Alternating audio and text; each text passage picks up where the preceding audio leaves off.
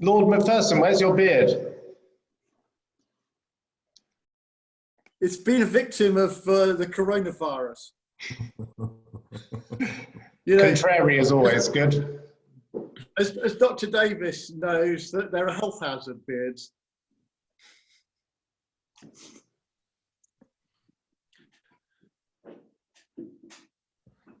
Shall I begin? Yes.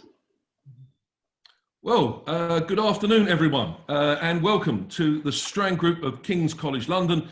My name's John Davis and I'm its director. This is very much a first for us, the first webinar, first online offering, but it's not the first seminar. It's actually the 150th since we started in 2004 over at Queen Mary in those halcyon days.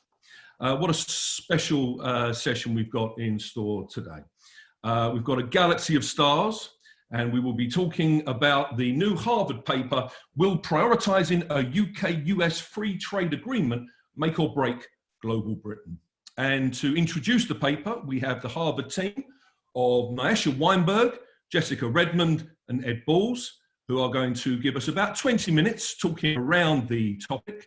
And then we've got a quite illustrious panel with Meredith Crowley, Nick Macpherson, George Osborne and Shanker Singham.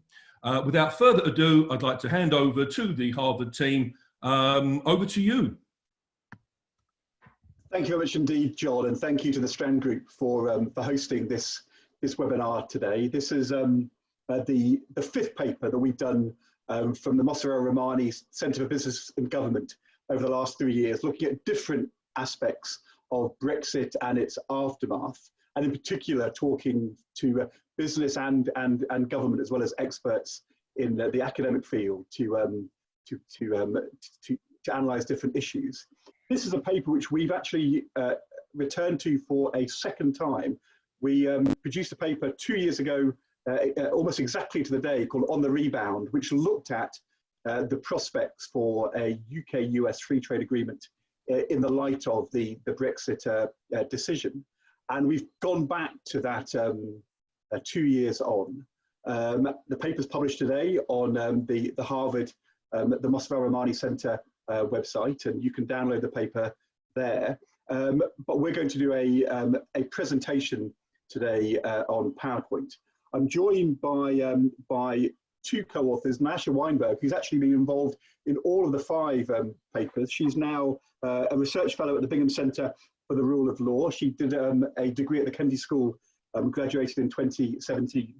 And also by Jessica Redmond, who is in her first year at the Kennedy School, having been an official at the Bank of England. We have a fourth co-author called Simon Borumand, who is currently in Vancouver and elected not to join the panel because it's really, really early in the morning there. And so I'm going to hand over to Nyasha to start the presentation, then to Jessica, and then I will finish off with the last 3 slides. Over to you, Nyasha. Great. So to begin, who is it that actually wants a UK-US trade deal? The deal was kicked off last week by Trade Minister Liz Truss, and the letter kicking that off essentially set out that free trade is essential to enable the UK to overcome the unprecedented economic challenge posed by COVID-19. This builds on a long history of Boris Johnson's interest in a deal from a speech on the 21st of February this year. He said, "We'll be looking for a UK-US trade deal that improves trade between our 2 countries that will bring prosperity and growth." Donald Trump has given positive intimations about a deal over the course of the last couple of years. And you can see in his tweet on December the 13th, him saying, "Congratulations to Boris Johnson on his great win," referring to his win in the December 12th election. Britain and the United States will now be free to strike a massive new trade deal after Brexit. The deal has the potential to be far bigger and more lucrative than any deal that can be made with the EU. Celebrate Boris. So we wanted to cut through all of the political rhetoric to understand what the opportunities from and the prospects of such a deal would be. So we built on our findings from our first paper, which Ed mentioned was launched 2 years ago. And to do that, we conducted personal interviews with companies, with trade associations, with trade experts, economists and lawyers. We also spoke to those on the inside and those negotiating the deal. So senior UK, US and EU government officials from across the different departments involved. While the majority of these 60 or so interviews were conducted before March, COVID-19 has transformed the landscape considerably. So we went back to re-interview a series of government and business players in recent weeks to understand how coronavirus had changed things. So obviously, COVID-19 is an important part of the wider context, and it's utterly transformed the global trade landscape. Governments have introduced measures that shut down businesses and have restricted the travel and movement of people. It's too early to tell, but the WTO estimate world trade to fall between 13 and 32%. Trade is going to fall more steeply in sectors with complex value chains. We've seen anti-globalization sentiment emerging, pressure for the localization of supply chains, the repatriation of lost jobs, and a blame game between the US and China. So what does the composition of the UK's trade look like?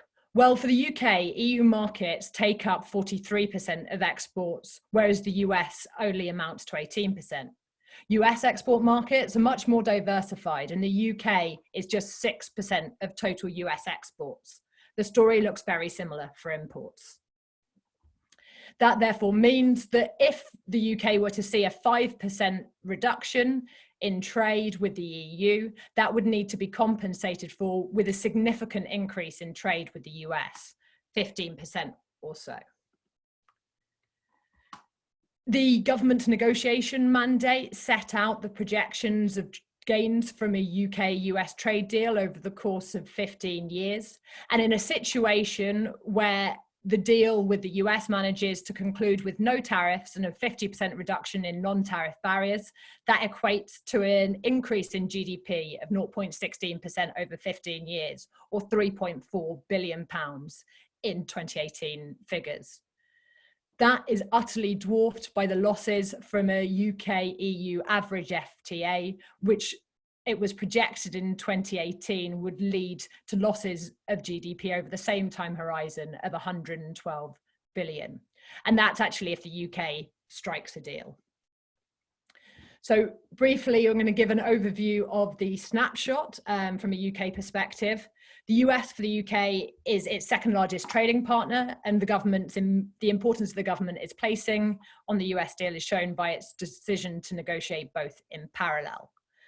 While the UK and EU negotiations are ongoing, COVID-19 has withdrawn considerable capacity, which means that timeline is tight and capacity is limited.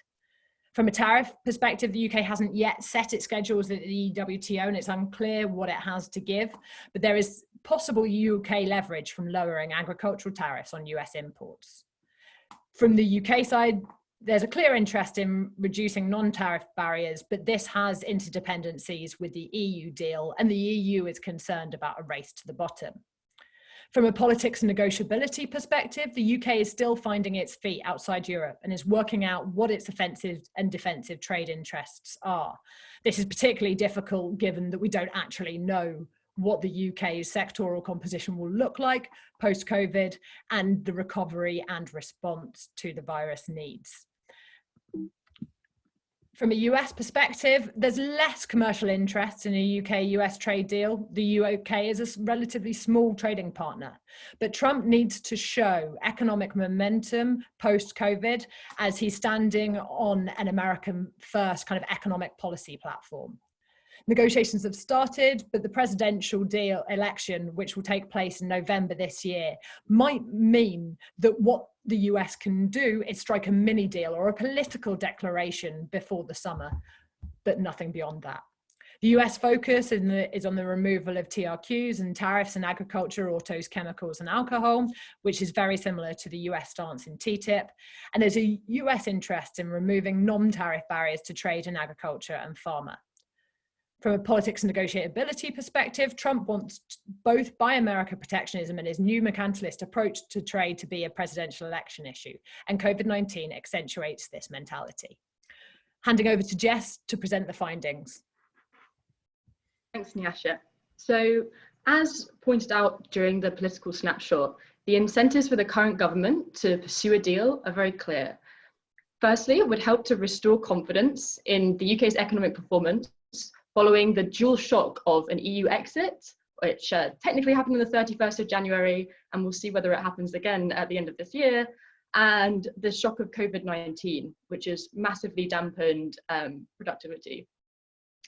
In many ways, it also shows that the UK has options after leaving the EU in terms of striking deals with its partners and allies. It's been many times lauded as a potential significant upside to Brexit and a way to succeed where the EU failed in signing a trade deal with the US during the TTIP negotiations. This incentive is clear given that the US and the UK negotiations have been launched in the middle of the pandemic, and also in the Conservative manifesto, where the Conservative Party committed to negotiating both the EU deal and any other FTAs with the US in parallel.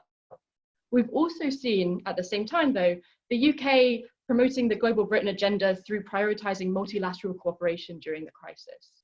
So, for example, increasing the amount of financial support for the WHO and supporting access to fiscal support for emerging countries in the IMF. So one question we pose is whether this is also an option for the UK to get the US on board with broader multilateral cooperation as part of a political declaration. On the next slide, you'll see some of the quotes from our interviews that supported this finding. In particular, I'd like to draw your attention to the fourth quote. Having been on pause because of COVID-19, negotiations have now started, but the idea of making substantive progress is really quite difficult. And it depends on the politics. Both sides might want a quick and easy win, but we don't know exactly what dynamic will emerge. Our second finding shows that really the messages are a lot more mixed on the other side of the Atlantic. Compared to the importance of the US for UK exporters, the UK is really much less important for the US, and it's questionable whether the trade gains are necessarily worth the effort of negotiating a bespoke deal. But Trump also has some political incentives to sign a free trade agreement with the UK. He's shown a lot of support for the UK leaving the EU, and he'd also be seeking international support for his kind of post-COVID positioning in an antagonistic position to China worldview. We've already seen over the last few years the US moving away from multilateral organizations such as the WTO and towards bilaterally negotiated free trade agreements with smaller partners, where the US is better able to leverage its size in terms of its economy and also its expertise in trade negotiations. What we've seen out of a lot of those dealings is a kind of standardized template deal that has been used across multiple free trade agreements based on chapters from the TPP and the USMCA, the deal that was signed with Canada and Mexico last year. However, if you were looking to sign a substantial free trade agreement this year, given both COVID-19, a global pandemic, and the upcoming US elections, it'd be absolutely impossible to expect something to be signed by the end of this year. The Trade Promotion Authority arrangement that the US administration has with Congress requires numerous consultations, notifications, all with their own mandated deadlines. It would be pretty much impossible to make it in time. But what is possible this year is what we referred to as a political mini deal, and was mentioned by Nyasha during her snapshot discussion. What a political mini deal looks like is essentially a kind of declaration, perhaps a non-binding statement of intent, or some minor agreements on not unilaterally imposing tariffs, similar to the phase one deals we saw between the US and Japan and the US and China earlier this year. And these are some of the interview quotes that support this finding. I'll draw your attention in particular to my personal favourite, the one by John Van Reenen. Look at the raw bargaining power. The UK is a very small country, whereas the EU and the US are similar sizes. It's like asking for a date when the other person is 5 times better looking than you.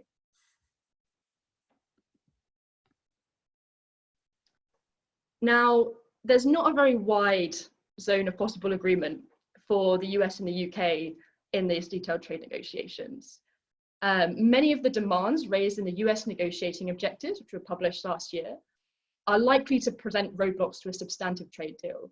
And based on our interviews, it seems there was little US appetite for large progress on the things that the UK might want to ask for. So, for example, better access to US financial markets. Our 2018 paper, the previous paper in this series, highlighted numerous controversial areas where the US and the UK were likely to come to blows. And we've already seen many of these issues play out in public in discussions around food standards, chlorinated chicken is the classic example, beef hormones, how the NHS sets pharmaceutical prices and potential access that US pharmaceutical firms might want to have to that mechanism, and the ability of the UK to tender public procurement tenders. Since then, the controversial areas have only multiplied. Firstly, the digital tax imposed by the UK recently has played out to be very controversial for the US in the context of other countries, for example, France. Huawei access to 5G infrastructure has also proven to be a very controversial decision by the UK and has caused a lot of members of Congress in the US to speak out. And equally, geographic indications may also, which are essentially kind of trademarks for goods that come from a specific area or a specific geographic location, may also prove to be controversial for things like whiskey. In particular, what's really come through during the COVID-19 crisis is that Trump's anti-China foreign and economic policy framing are going to make things particularly difficult for the UK, who more recently have been really publicly advocating greater global cooperation to deal with the pandemic, in strict contrast to what the US has been promoting. And here, another thing to draw out from the Jeff Schott quote is this idea of a special relationship is often talked about as a way to kind of smooth over some of these potential frictions. But we should really question whether US negotiators are going to still take into account a special relationship when they're seeking to cut a deal that they see as in the interests of the US.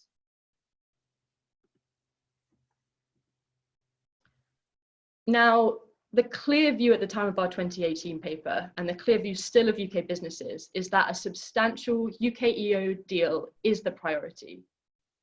The UK may be seeking to pursue a UK-US free trade agreement as part of that UK-EU negotiations, trying to play both sides off each other.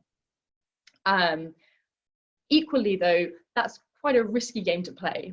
There's every risk that you will frustrate the EU by appearing to move closer to the US worldview, the US trading view.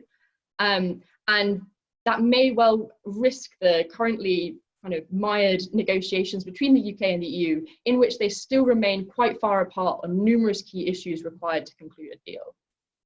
We've seen that the UK government has not considered at this stage openly extending the transition period beyond the end of this year, despite the fact that the pandemic has massively reduced the capacity of both sides to actually negotiate. As we outlined in our previous paper, and still applies now, in some ways giving greater market access to the US may mean that it's harder to get greater market access to the EU. The reason for this is that in many situations, greater market access requires a sharing of kind of standards. So a good example is food standards. And moving more towards the US way of seeing food standards may preclude being able to have a freer trade of agricultural goods with the EU.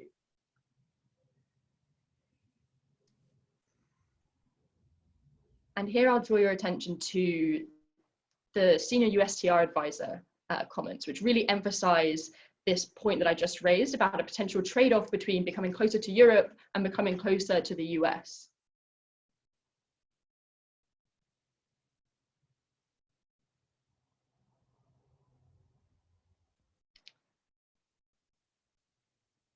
And now for the next two findings and the conclusion of our paper, I'll hand over to Ed.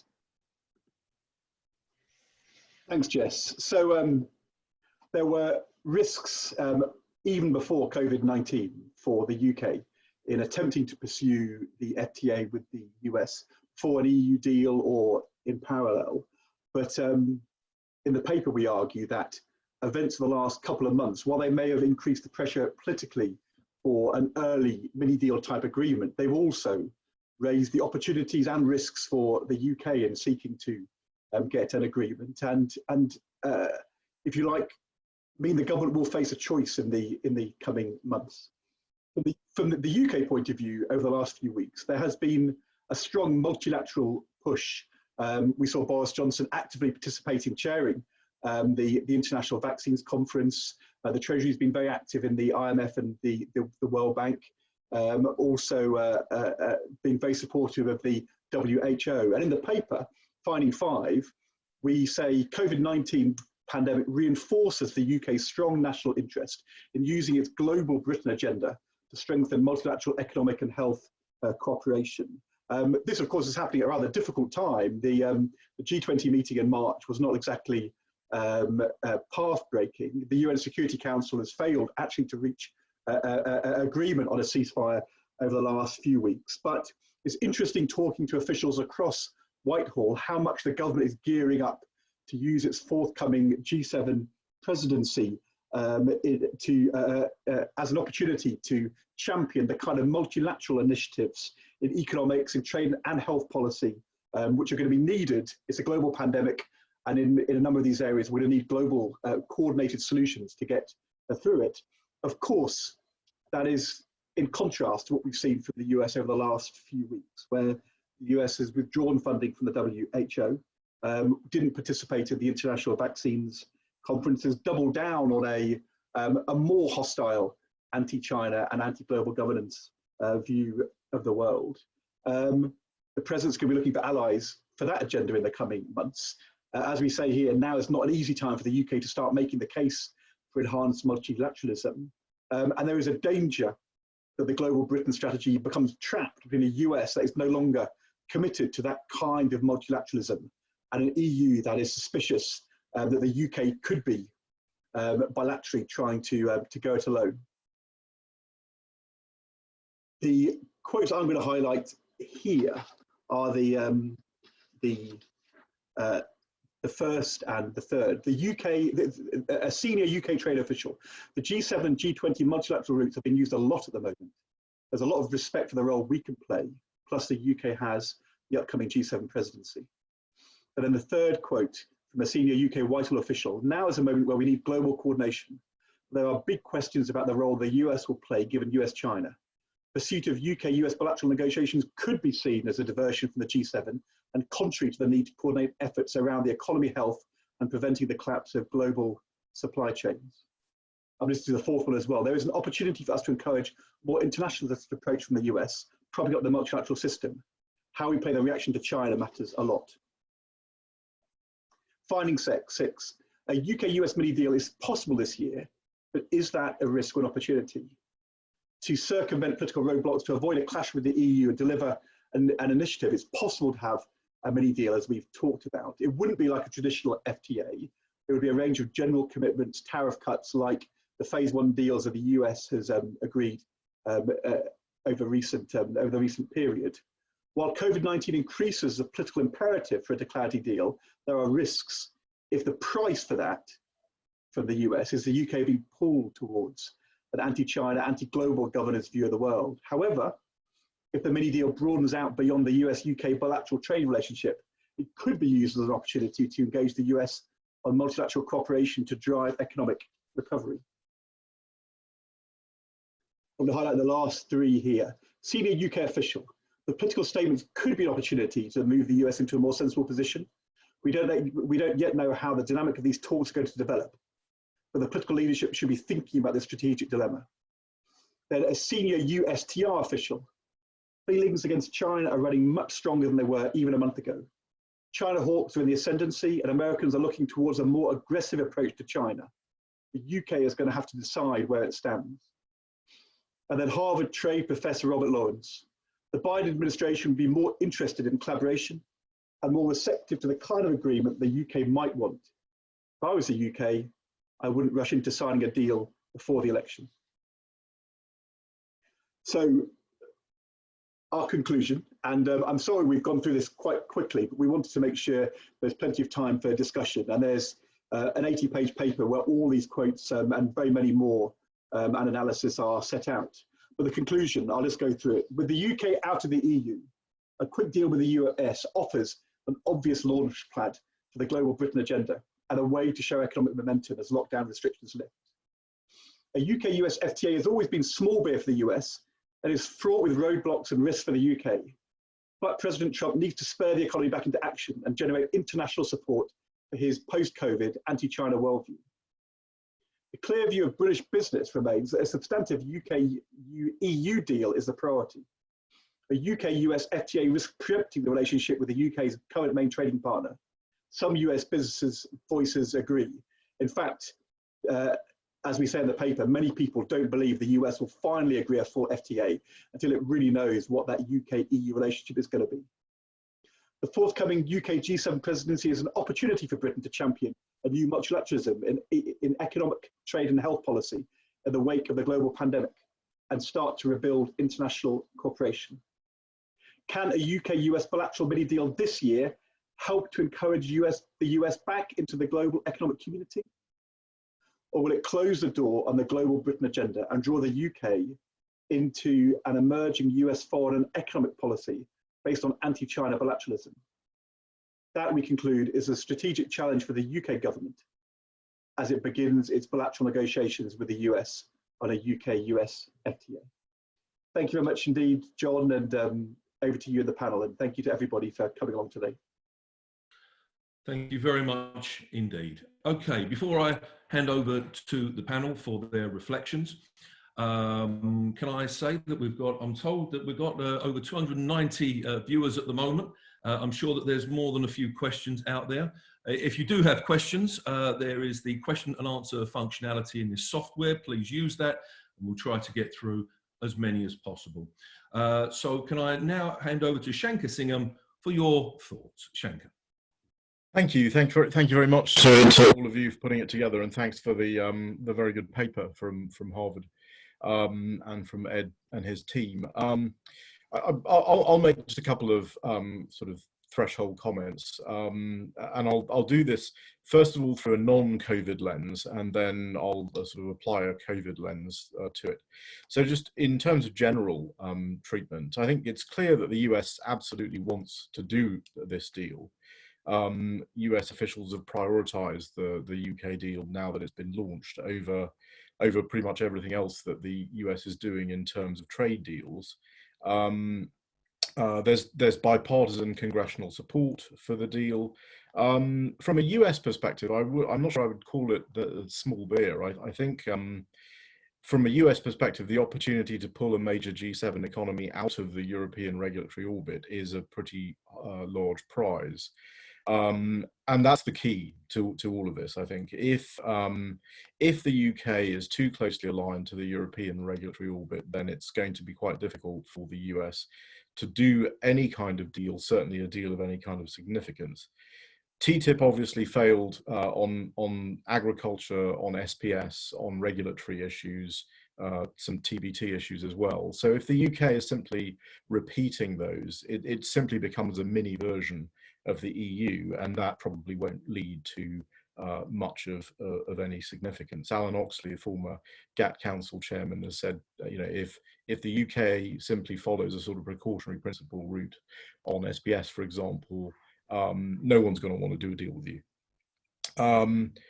So as long as the UK can sort of put clear water between itself and the EU on regulatory issues, and as long as it can offer some sort of agricultural liberalization on the tariff side, which may be very gradual, I think the US would have will be reasonable on quite a gradual tariff liberalization. But gradual means 10 years, it doesn't mean 20 years. And you know, if the UK is able to do that, then I think it will present itself in such a way that it will be a more attractive partner for the US. I think there is a geopolitical realignment going on, obviously, as a result of COVID, but it is a realignment that was going on, I think, before this, with respect to China in particular. The US has had problems with the Chinese state-led economic model for many years, probably going back 20 years. And China, of course, is different now than it was 10 years ago. It's different than it was when it acceded to the WTO in 2001. So if the UK again can demonstrate that it's able to come up with a chapter, for example, in the free trade agreement that deals more comprehensively with state-owned enterprises, government distortions, market distortions that have anti-competitive effects, then I think the US would be quite responsive to that and quite supportive of that. The benefits of a US-UK deal, we've seen all the numbers. The problem is that it's very, very difficult when you get beyond tariffs to actually really quantify the benefits of a free trade agreement. The US ITC, for example, reported on the TPP when the US was part of that, and essentially concluded that while we understand tariff benefits, we really don't understand very well not just non-tariff barriers, but internal regulatory changes and elimination of market distortions. So New Zealand also, when they entered into an agreement with China, they underestimated the benefit of the agreement by about 500%. So Treasury departments are famous at underestimating the benefits of these kinds of agreements. But those benefits will actually come from things like the major UK asks, which will be things like financial services, digital defence, and that relates to creating wider regulatory spaces, wider regulatory areas. The US has always been very restrictive in terms of financial services and unwilling to negotiate on financial services, but the UK may be the one party where there may be some potential for agreement because of the trusted nature of the two regulators. It's pretty clear the US will offer USMCA, which was referred to earlier. That's the most recent US agreement with Mexico, Canada. That'll be the sort of base template. It'll be how much of this can you do? But I think it won't be a one-way street. The UK will also want improvements in financial services, digital defence, and so on. And even in government procurement, where one would assume this is going to be a pretty tough ask to ask the US to move away from Buy America in any way. There are waiver policies in Buy America that can be relaxed for trading partners, and were in fact relaxed for Mexico and Canada because they were NAFTA members. What are the difficulties going to be? Obviously, we've mentioned data, digital services tax, data flow in general, and this is where seeking an adequacy agreement with the EU in the context of the EU negotiation and an adequacy agreement with the US will be the way that we can cut that particular problem, that particular Gordian knot. Agriculture, tariffs, and SPS. And drug pricing at the NHS will be significant US asks in this agreement. I think because you've got parallel tracks now between the UK EU and the UK US agreement, I think it's very difficult to tell how those two parallel tracks will affect each other. You don't hear very much from US negotiators anymore. We have to wait and see what you're going to be like with the EU. That was certainly the case during the May administration, because it looked like the UK was going to be in some form of customs union with the EU, with a high degree of regulatory alignment. That's not the case now. And the threshold issues on the EU side of the negotiation are level playing field and fisheries, and of course the Northern Ireland Protocol. But particularly with respect to level playing field and fisheries, it's really a question for the EU of whether you accept that the UK is an independent coastal state in the case of fisheries, and whether you accept that the UK won't have part of its legal and economic order under European control, which is what the EU ask currently is.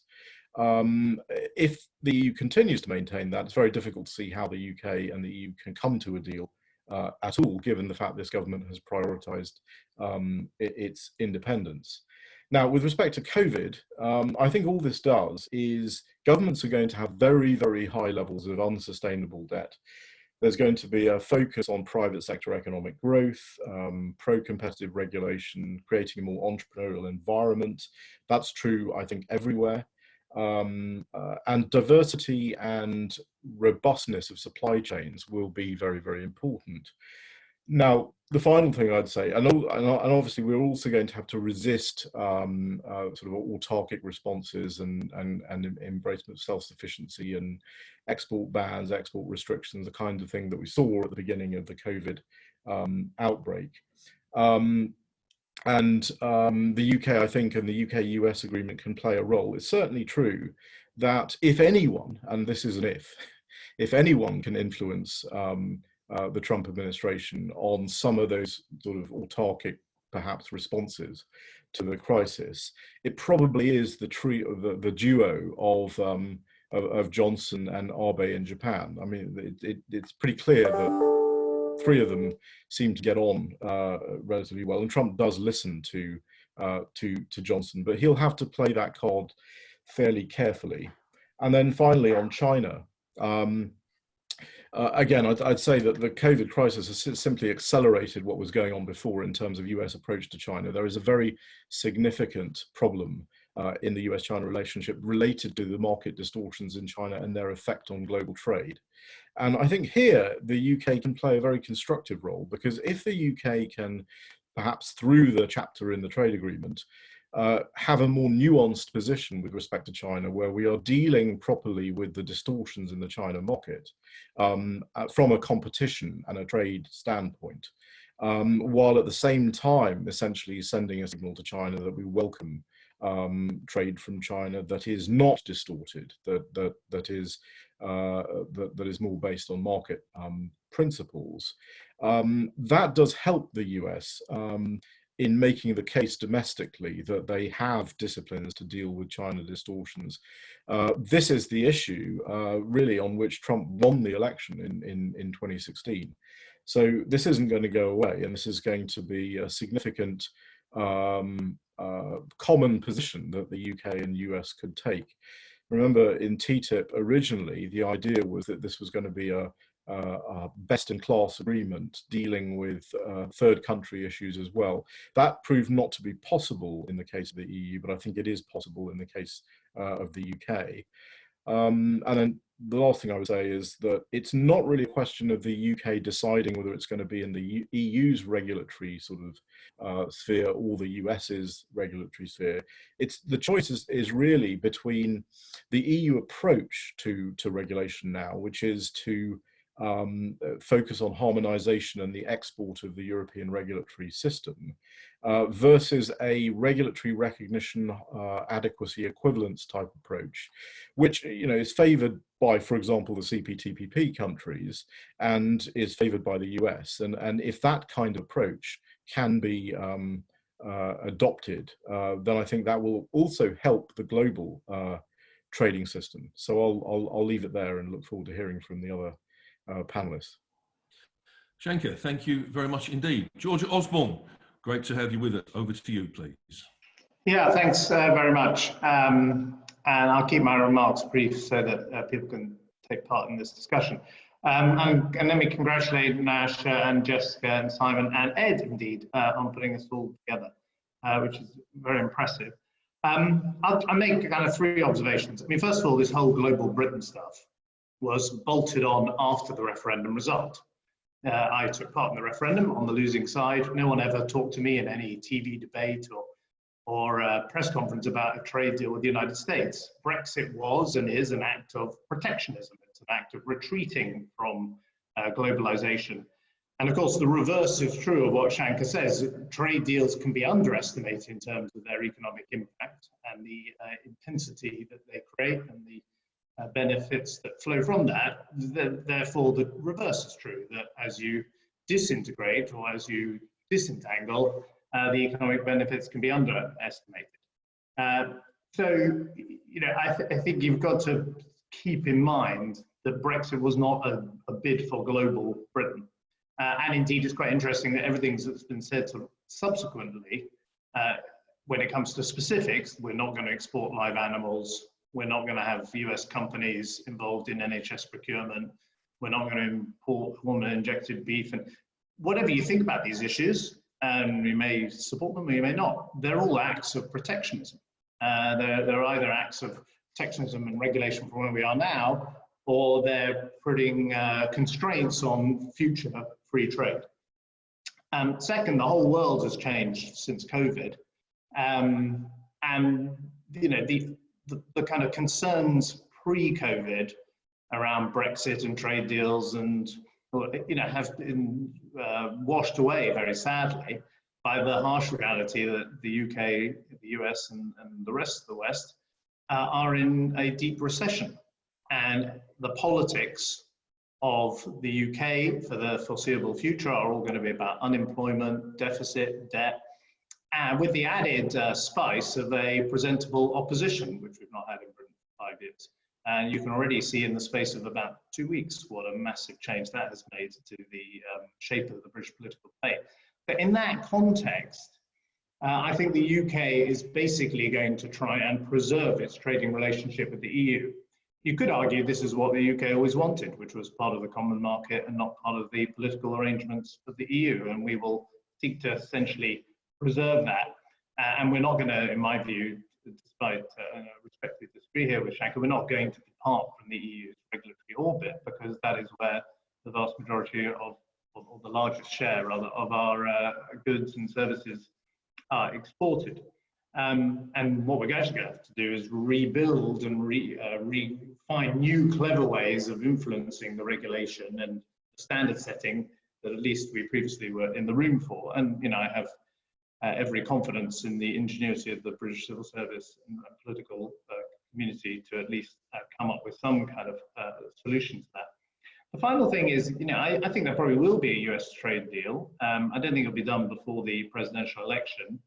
And again, you know, I mean, there's an interesting tension here. Shanker says quite rightly that Boris Johnson has a good relationship with Donald Trump, and Donald Trump sees Brexit and Johnson as, you know, as sort of in the movement that he has led, even if, of course, Brexiteers and Boris Johnson would disagree with some of the things Donald Trump has said and done. I don't therefore see why we assume that a Biden administration is also going to be more pro working with this UK government. Both can't be true. And we don't know what the US administration is. I think COVID is so overwhelming, where, you know, we can see from the last couple of days how complicated this public policy challenge is and economic challenge is, that the kind of capacity, the mental space, the political space for concluding a US trade deal is going to be very limited. I guess it is, I'm not saying it's impossible to do it before the election in the US, but I think it's personally unlikely. I think afterwards, under either administration, it will be doable, but it will be quite minimal. And the UK does have some leverage. One way of thinking about the digital tax or 5G infrastructure is those are also cards you can play in a negotiation. And they're not necessarily obstacles to a trade deal. They're actually potentially a bit of leverage that the UK has to give things that the US wants. And I think a deal will be done, but it will be, and I'm all, you know, when I was in politics, I was one of the most pro-American MPs, and you know, was one of the most greatest believers in free trade. But don't underestimate how generally suspicious the British political system is, much as it loves the United States, of the kind of US commercial imperative. And you just see that in the way that often in the NHS, you know, the political debate centers around whether we want US style healthcare or US companies coming in. So, you know, I don't assume that a British Parliament, particularly a much more competitive British Parliament than we've had, with a serious opposition, is going to rubber stamp some US-UK trade deal. I think it will be tough. I think one will be done, but all of this is going to pale, frankly, into insignificance in terms of the central task, particularly in a recession, of maintaining the economic relationship with the EU. George, thank you very much indeed. Dr. Meredith Crowley, you're very welcome.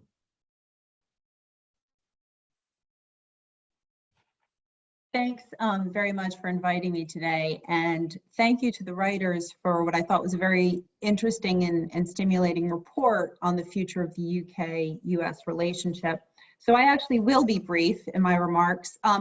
The first thing I want to point out is there's a little bit of rhetoric around the idea of a UK-US deal in the post-COVID world that says something like, this could actually help us overcome the COVID, recession. It can't. There's no trade deal anyone could ever write that can overcome the kind of economic horror that is this recession we're now facing around the world. So in figure 7 in the report, there was a nice table summarizing the expected gains from different types of trade agreements.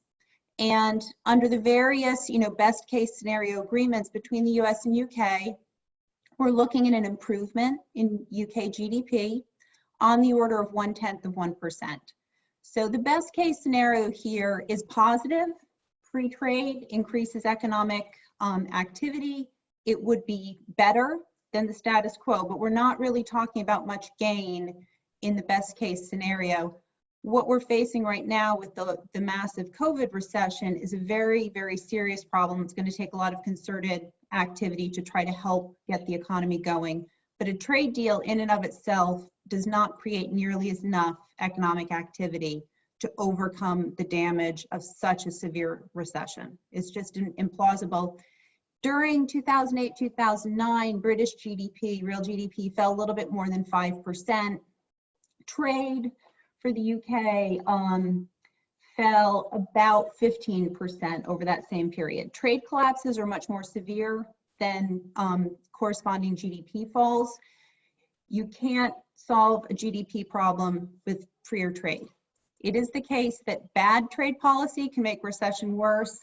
Good trade policy can help a recovery, but it can't push a recovery. It's just not massive enough. And the thing I want to highlight in the report that I thought was most interesting and important that I'm thinking about now as it relates to COVID is this tension between bilateralism and multilateralism and where different approaches are appropriate. And I think if I think about what's going on now with the negotiations and the different problems the UK is facing, I think one of the big pre-COVID issues for the UK in this negotiation with the US was the future of the digital services tax. Because I think that as the UK goes forward and digital services and imported digital services become more and more important, the inability to tax those digital services that the US wants the UK to negotiate to would be very damaging for UK public finances. So the taxation of digital services is a problem that goes beyond the UK-US relationship. It relates to the status of tax havens and low tax environments like Ireland and the Netherlands. It requires a coordinated new approach to thinking about how to tax digital services flows around the world. And it really calls for a multilateral response. And so I think a very risky thing for the US would be to, for the UK, would be to constrain their future ability to establish a sound multilateral public finance approach to digital services. That's got to be really, it would be a mistake to constrain the UK's discretion in that area. The other thing that's come up recently is the US has turned inward. It's become much more mercantilist. With COVID, there's been this alarming rise of export restrictions, not just in the US, but also in continental Europe. It was very surprising and damaging to global well-being. But there's also this issue that the UK is taking a leading role in trying to coordinate global vaccine development. And you can't have a healthy economy if you can't control things like pandemics. And so I think it's quite important for, again, the UK to make sure that as they go through and negotiate rules on medication, pharmaceuticals, medical devices, that they keep a really open sphere of global cooperation over areas like research and development for things that save, millions and millions of lives. So my big worries about this is on the upside, a deeper trade agreement, better, more trade, more competition. However, there are some real pitfalls, and if you try to bilaterally negotiate something like rules over vaccines or rules over digital services taxes, the UK could really end up in a disadvantaged position. Meredith, thank you very much indeed. Lord Macpherson, I wonder if you'd like to share your thoughts. Thank you. Astonishingly, I agree. I should actually first say, what a good paper. Really, really good. It raises absolutely the right issues, right trade-offs and so on. I rather agree with Meredith on multilateralism. I hope the United Kingdom won't give up on multilateralism. It's actually been something which Britain has benefited from hugely, and it has driven much of our prosperity in the post-war era, whether it's been on trade policy, the IMF, the G7 and so on. We do need to be a bit careful in our approach to the United States. You know, the United States is the biggest economy in the world. Historically, it's talked free trade, but has always been mercantilist. It's used trade policy as an arm of US hegemony. And as someone who had quite a lot of experience of negotiating with big countries, but you know, occasionally rather small countries like Iceland, the sad fact is that when it comes to international negotiations, might is right. And if we do a deal with the United States, it will be very much on the United States terms.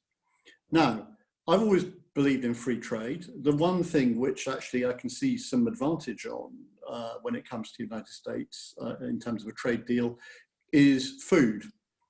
You know, I'm all for cheap food, you know, if it means that we've got to have our chicken chlorinated or our beef infused with hormones, that's fine by me. The worrying thing though is, can we achieve that? The Tory party, for whom I have the highest regard, has always had a very strong alliance with farming interests.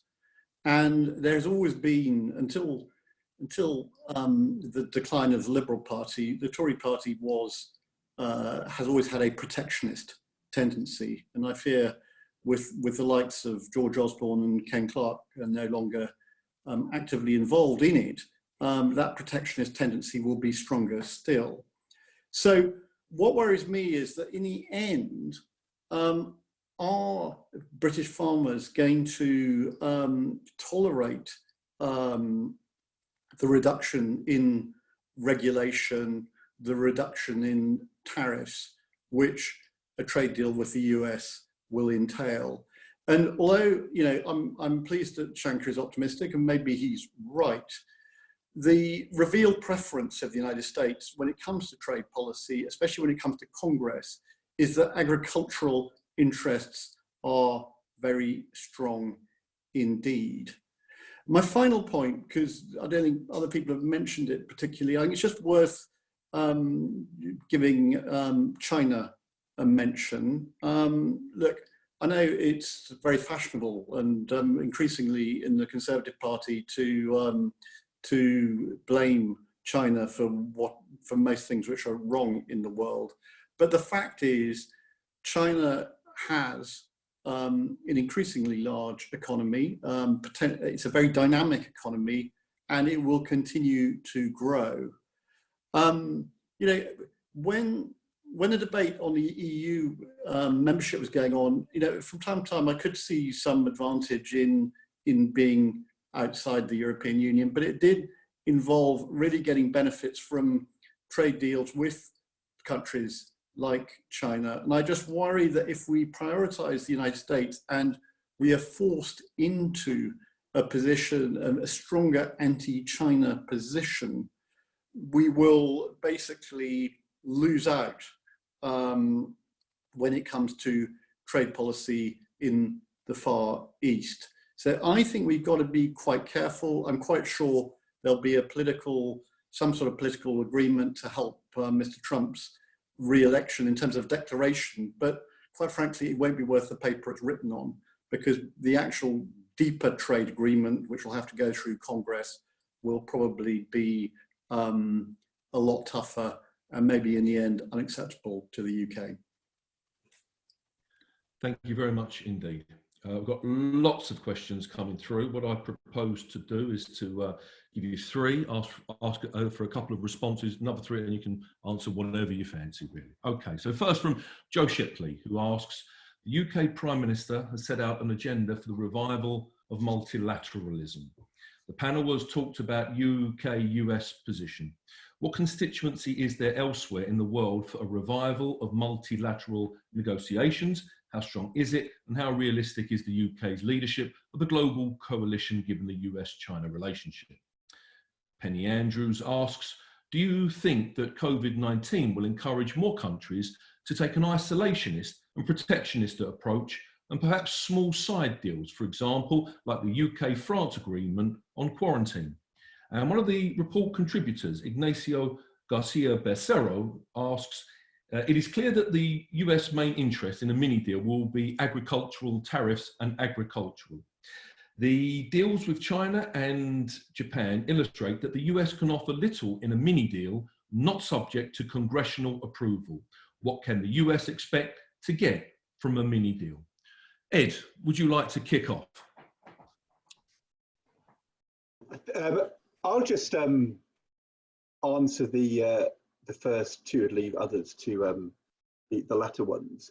I think if you actually look over the last few weeks at the number of countries which participated in the vaccines conference, if you look at the number of countries which have applied to the IMF for bilateral financial balance of payments support, if you think of the global positive interest in finding a vaccine which can then be used internationally, and if on the other hand you think of the potential collapse in trade, aviation, tourism and travel if countries take uncoordinated approaches to controlling their borders over the next 6 months, I think you can see there are a number of countries who have an interest in multilateral institutions, multilateral cooperation. I think that over the last few weeks, the US has looked rather an outlier, and it was the US which was took the blocking decision in the UN recently. So the pandemic is global.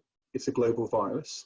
Its spread can't be controlled by armies or easily simply by border police.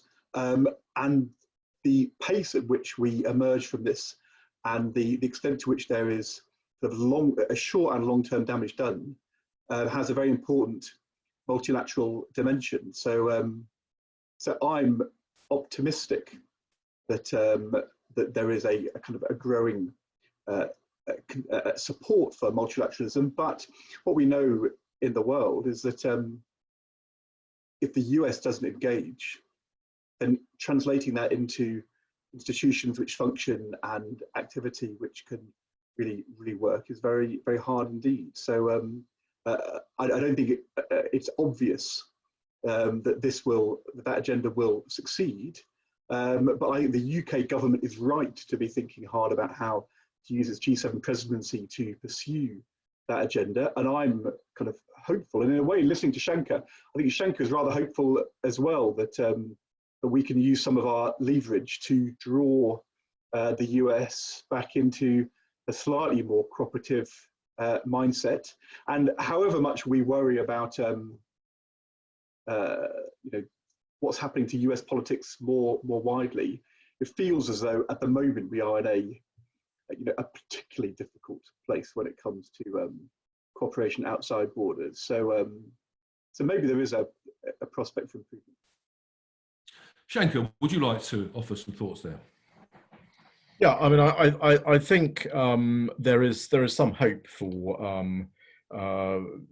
that we don't all retreat away from the multilateral system, and I think the fact that the the US, is somewhat in retreat from the multilateral system, means that other, G7 countries have a bigger responsibility, and I think that's where the UK certainly will come into play. And in terms of where your other support might come from, I think obviously the CPTPP countries, the Japans, the Australias, New Zealand, Singapore, etc., they play a role as well. And the UK is in the interesting position of trying to negotiate simultaneously with the EU and the US. And there's a role for obviously EU and EU member states with respect to trying to ensure that the world doesn't retreat into as I said, an autarkic kind of response. But we should not underestimate the enormous pressure that there will be on systems to sort of give in to the siren voices of protectionism and so on. And I think it's quite important that the UK remains very robust on this.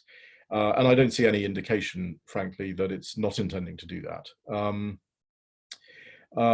I think just to take Ignacio's extremely good question, I'm not so sure about the phased nature of the deal between the UK and the US. I mean, certainly US interests, US private sector interests, and US congressional interests want to see a comprehensive deal.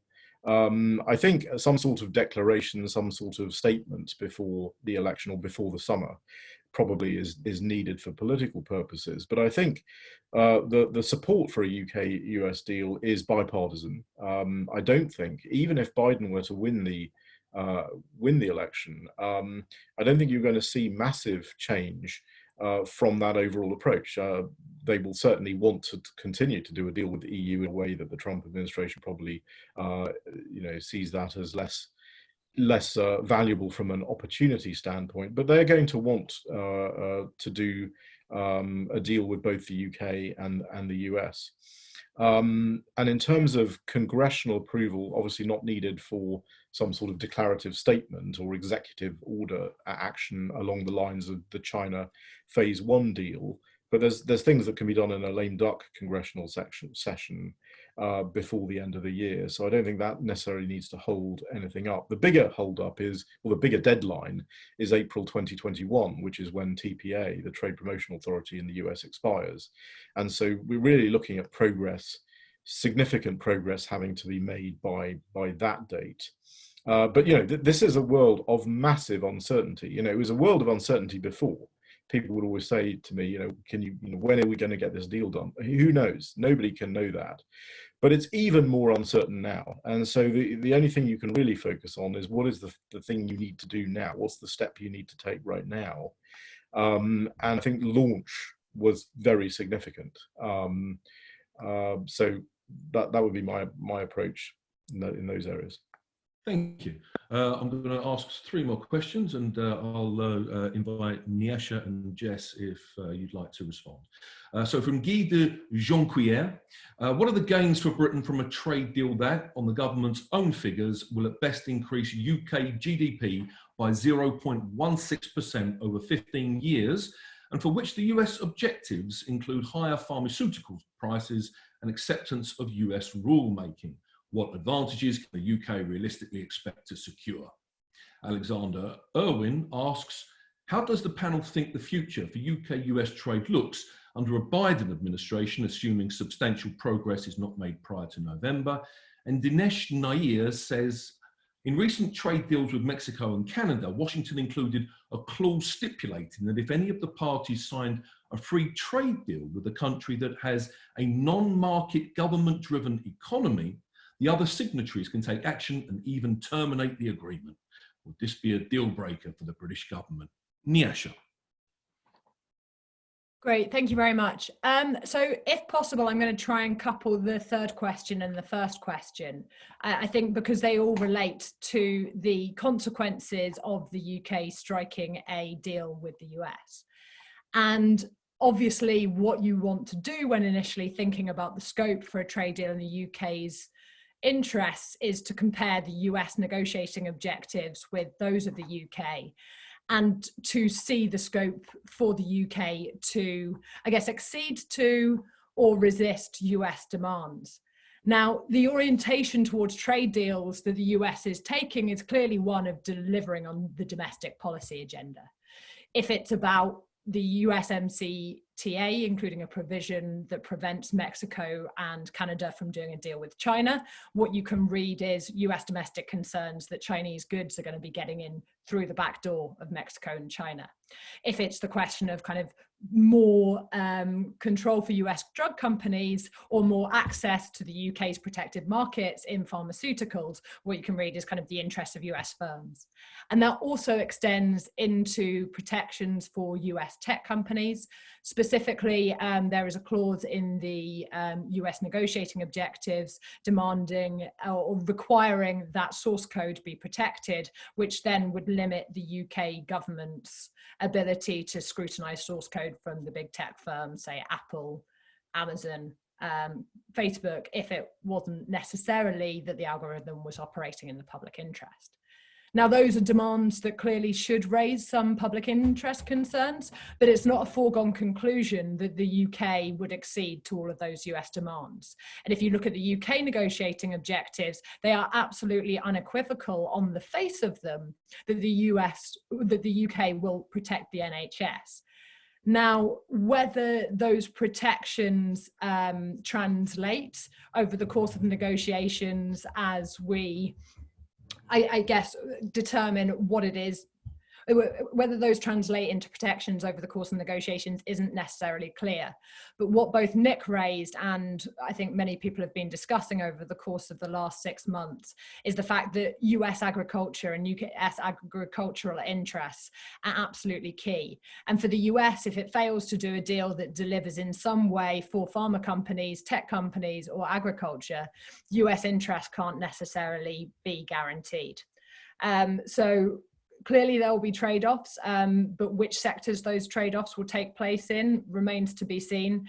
I would probably say that the NHS may well see it being protected by the government, but whether agriculture can be, yeah, it's perhaps too soon to tell. Thank you, Jess. I'll address the second question then about how Biden might change things. I think there are 2 ways that I can think of. The first is it may well be disadvantageous for the UK government because Biden is certainly going to be, well, most likely going to be more pro-EU.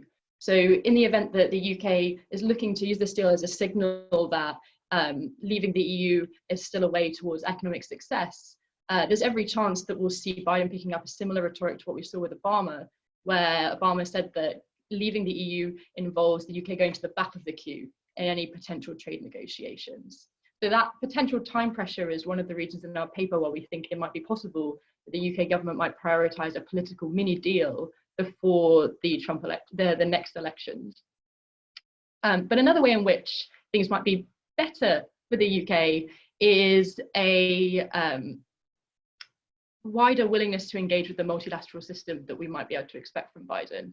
So Biden in the past has much more positive relationships with the World Trade Organization and other multilateral cooperative mechanisms. And it might be easier to persuade him to be more cooperative globally than the kind of actions we're seeing from Trump at the moment. So the UK government, really, it depends exactly what they want to get out of this deal, I think, as to how Biden changes things for the better or for the worse. Thank you.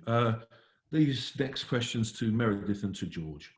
Matthew Lloyd asks, does the panel believe the UK Treasury as an institution has a preferred outcome in UK-US trade relations that differs from the government's? If so, in their experience, how will this clash between institutional structure and agency be resolved? Samuel Place asks, do the panelists see something like a political mini-deal hamstringing the UK government in a similar way that the political declaration tied Theresa May's hands when trying to agree how to lead the EU? And Nick Reed asks, opposition to Huawei is one of the few areas of cross-party agreement in Congress. They won't stand for the UK's current policy towards Huawei, but as Mr. Osborne says, this could be a card played in trade negotiations. However, is it realistic that the UK government will give this up with the levelling up political driver still in play ahead of the 2024 election? Meredith.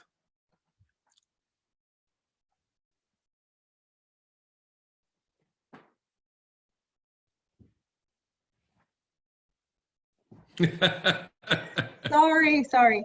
I was going to say, I think the first question, I find it odd to think that the UK Treasury has a different objective than the UK government.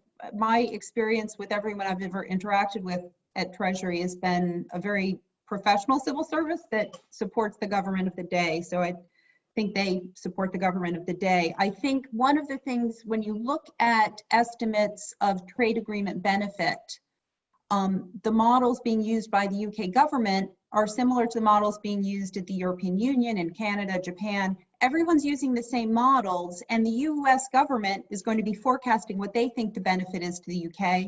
And I can guarantee their forecast of the benefit to the UK is the same as the Treasury's. So it's very important that you do a rigorous analysis so you know what the other guy is thinking. And we do this by using models.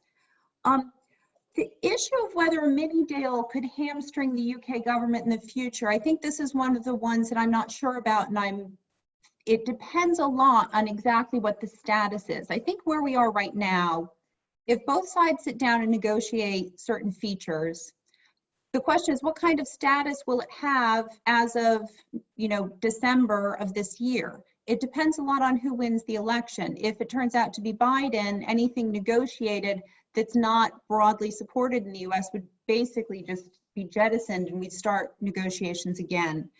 I think the things that do potentially worry me would be major concessions in pharmaceuticals, because I think that could be very disadvantageous to the UK. They get very low pharmaceutical prices here through the entire regulatory infrastructure of drug approval by the NHS, and that benefits the UK people. It's one of the strange features. Typically, more trade and more liberalization of the market lowers prices, but when you have a very unusual market like pharmaceuticals with one purchaser in the country, the regular rules of the game don't apply. So I would be a little worried about that. I think if there's some kind of photo op deal that doesn't cover very much, it probably won't influence the future negotiations if the administration changes.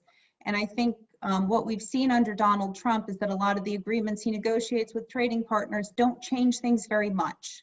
There's a lot of rhetoric that says this is the best deal in the world ever. And then we see that the new agreement with Canada and Mexico looks almost identical to what Obama had negotiated to have with them under the comprehensive and progressive Trans-Pacific Partnership. So I'll leave the last question about Huawei, maybe let George also address this issue of the Treasury and how he feels about that. Yeah, no, well, thanks, Meredith. Well, we've got a bit of a Treasury biased panel here with Ed and Nick. So the short answer is that the Treasury is back. After a period of about 4 years where prime ministers thought they could operate without the Treasury or relegated it or didn't want particularly to hear its advice, I would say, by the way, a period of enormous success for British governments, the Treasury is back, and it's back because it is coming up with the innovative policy to deal with the recession, like furlough schemes. It's back because we have a Chancellor who's working very closely with the Prime Minister, and it is back because the issue is the economy as well as the health crisis. So the Treasury is back. I mean, Nick can speak to this better than I can. The Treasury is one of the longest existing institutions of the British state, and has had for maybe a couple of hundred years a certain doctrine, and part of that doctrine is that free trade and increased trade intensity is a good thing, and so we'll push for that, and hopefully that, as Meredith says, aligns with the sort of broader objectives of the government.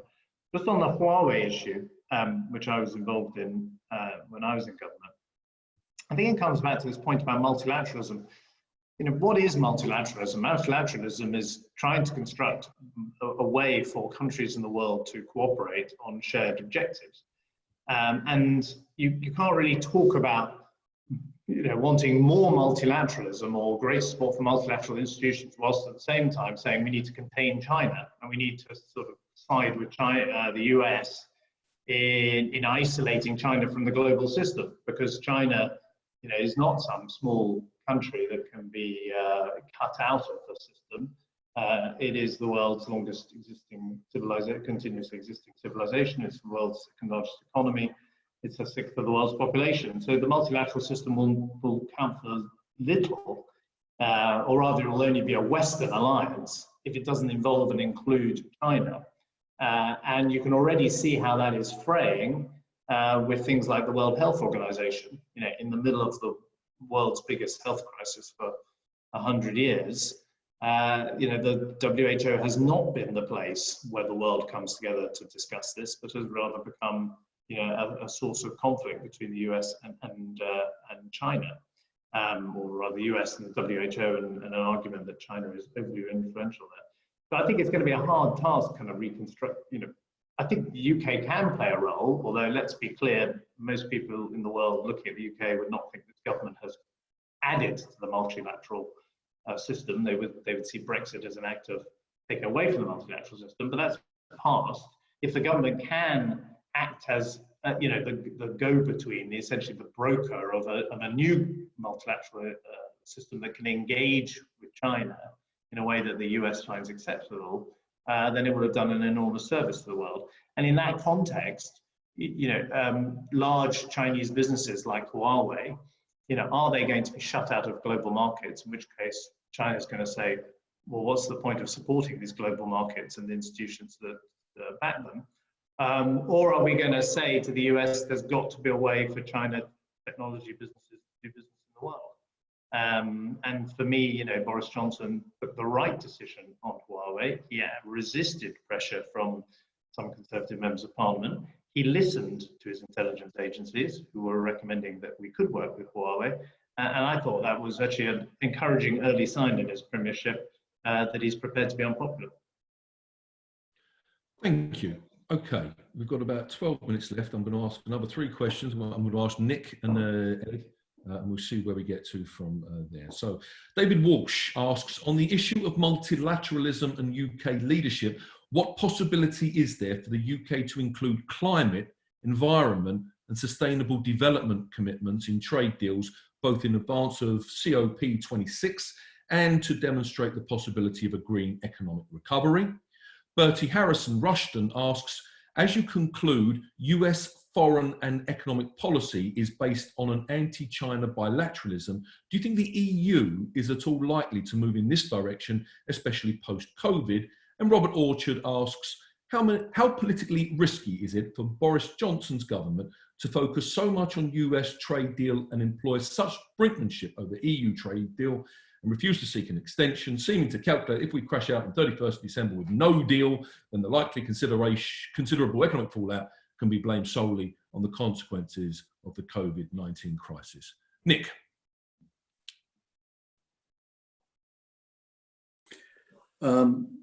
Interesting questions. Look, multilateralism, Britain can promote it. I think we're just going through one of those fallow periods.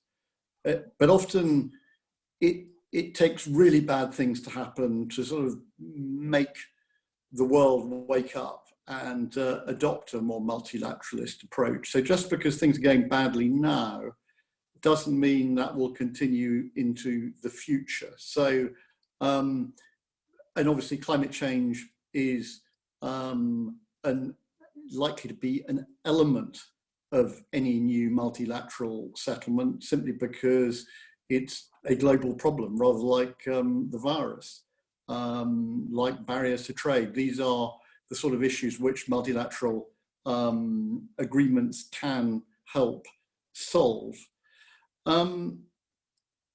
Now, as ever, oh yes, the EU and China. Look, I think that the key thing there is just how much of German exports go to China. One of the great ironies of the latter years of our EU membership was we were becoming more integrated with the Eurozone and the EU, whilst Germany was becoming less integrated because of its extraordinary export success.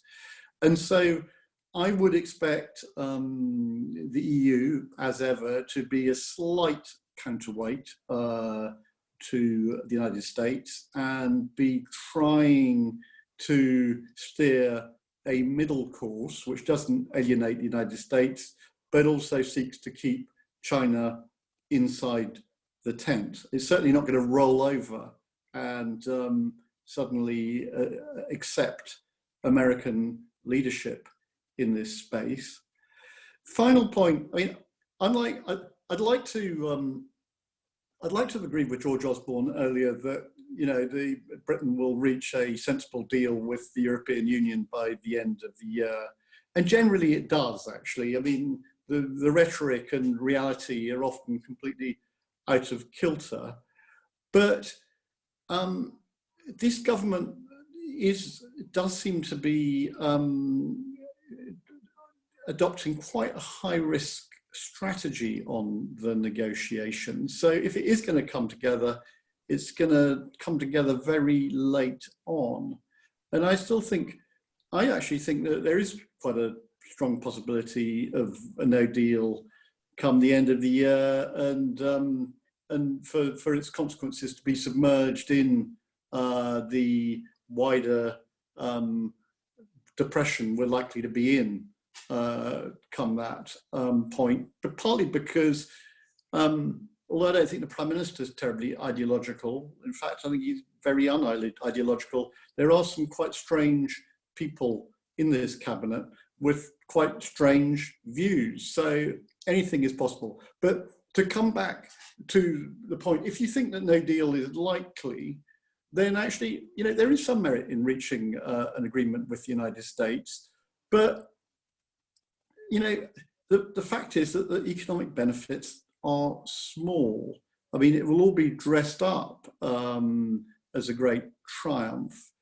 But I think people are pretty sensible about this. And look, I'm not a politician, so I can't, Ed and George will have far more in touch with, what the British people really think on these issues. But generally, trade deals which are talked up but have little economic benefits, for about a day or two, the politicians get their announcement, everybody says they're very clever, and then hard, cold reality sets in. And actually, if we don't do a deal with the European Union, we will be doing ourselves massive economic harm. And where I do agree with George Osborne, I'm absolutely confident in 10, 12 years' time, we will have reached a new equilibrium, and it'll be very close to the European Union for a whole lot of reasons. Thank you, Ed. Right. I'm going to answer the three questions quickly and then abuse my position by asking a question back to George and others. I think first of all, the astonishing thing about this 2-month period has been the resilience of the global food supply chain.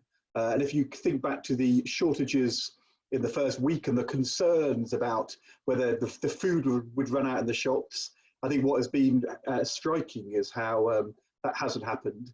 And so I don't think in any sense COVID and the pandemic would now be a credible excuse for a government which suddenly presided over a collapse in the food supply chain because of no deal.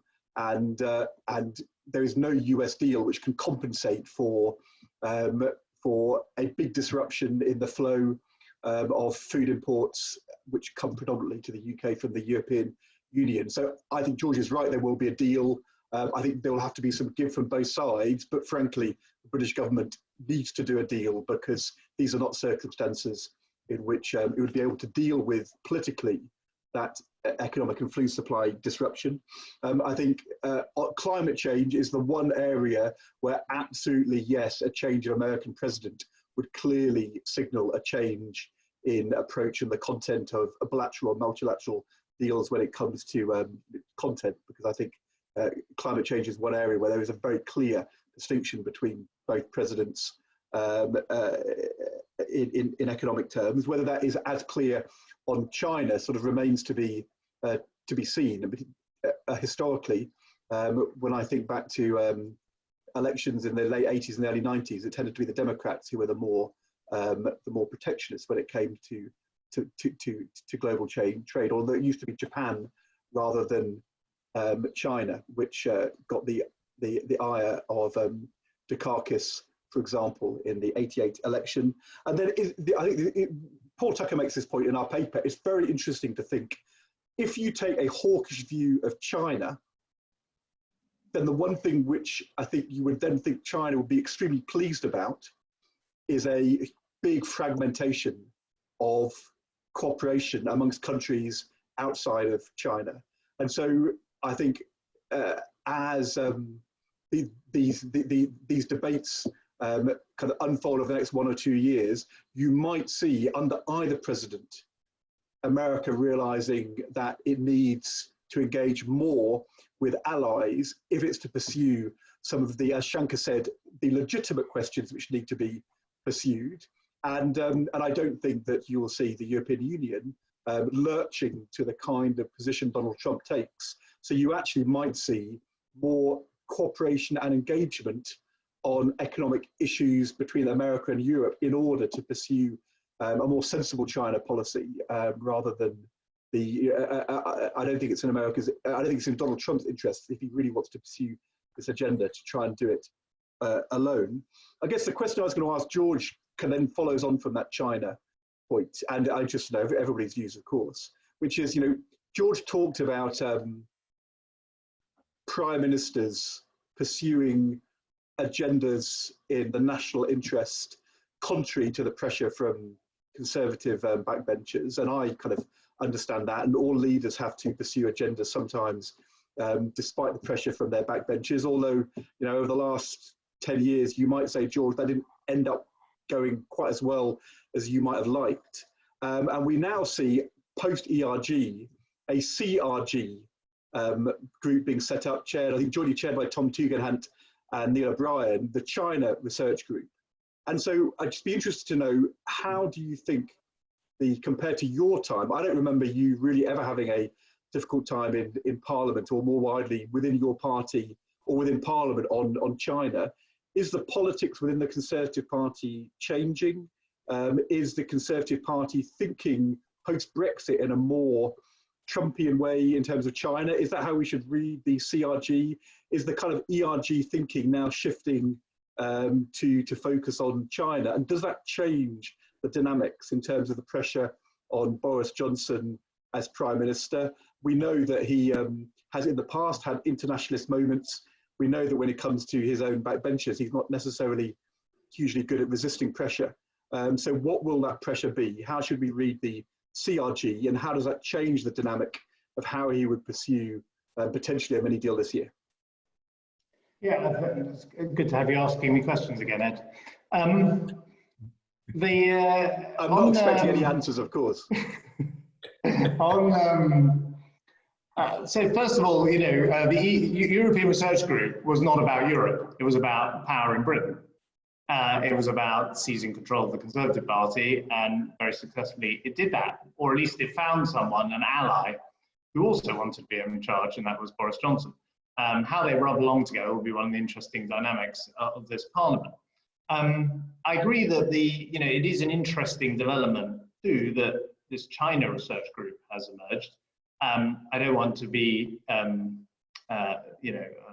rude about the members, because many of them are people I like and admire, but they are not as power focused, let's put it, as the ERG members. I think they really are interested in China. I think they're reflecting a mood across the West, most obviously in the United States, but actually in France and elsewhere, that developments in China over the last 5-6 years have raised questions about China's commitment to certain international values, and that there are legitimate questions to be asked of them, to which my answer would be, get them more involved then, get them more engaged, rather than try and isolate them.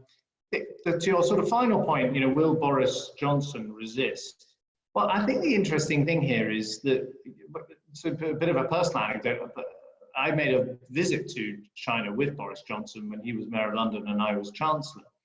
And he was then very open to Chinese investment in the UK. He was prepared to withstand criticism in London that Chinese people were buying up apartments that Londoners should have, that the Chinese sovereign wealth fund was going to own a stake of Thames Water, for example, or Heathrow Airport. And he was very he was, as he would put it himself, banging the drum for British business and Chinese investment in Britain. And I think that, I think curiously the member of the cabinet most in favour of engagement with China is Boris Johnson, which helps because he's the Prime Minister, and particularly helps in this government where there's one preeminent power in the government. And I thought the Huawei deal, as I mentioned, was an interesting sign that he is not prepared to actually go down a kind of isolationist route with China, or just sort of follow the US Congress and administration. And so I'm kind of rather optimistic. I think that's one of those areas where he's perfectly prepared to resist some of the pressure. And we will see. But I think anyone can, if I think back to the world I was in 2010, with a recovery from a recession, you're doing everything you can to get investment into the country, to open it up to international markets. And I think that's the story. I think, COVID will have many impacts on our lives, but in the much narrower sense of British politics, it has completely changed what we talk about. And that, of course, is one of the endlessly interesting, fascinating things about politics, how quickly it changes.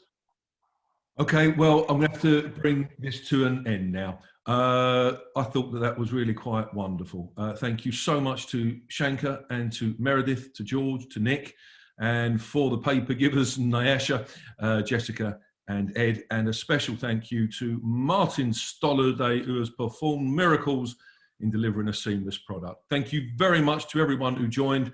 See you again soon. Thank you. Goodbye. Bye.